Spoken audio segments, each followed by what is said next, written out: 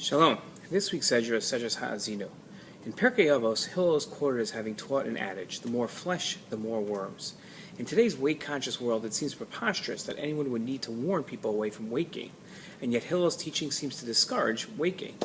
Many people have a problem keeping their weight off, but it's rare to find an advocate for weight gain. What was Hillel's true warning? In his commentary to this Mishnah, Rav Bartanura explained that one who engages in much eating and drinking to the point that he becomes fat and fleshy increases the worms that will aid in the decomposition of his body. Hillel let us understand that all increase is difficult for a man except for the increase of Torah, wisdom, and charity. Rav Bartanura taught that Hillel conveyed two messages in his teachings. The first, that a person who consumes great amount of food gains nothing but a more enthusiastic insect-led decomposition.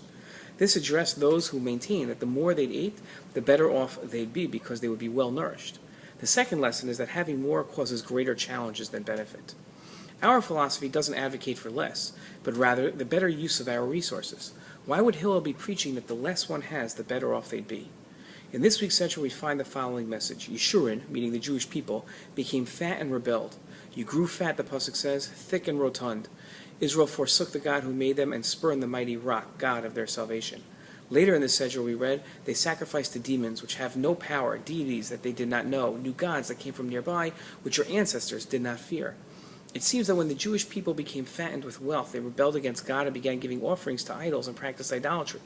The Torah doesn't discourage having great wealth. It is the pursuit of wealth and what one does with their wealth that can create issues for people.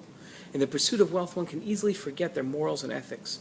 Decisions are often made between values and the acquisition of wealth. Frequently, values take a second seat.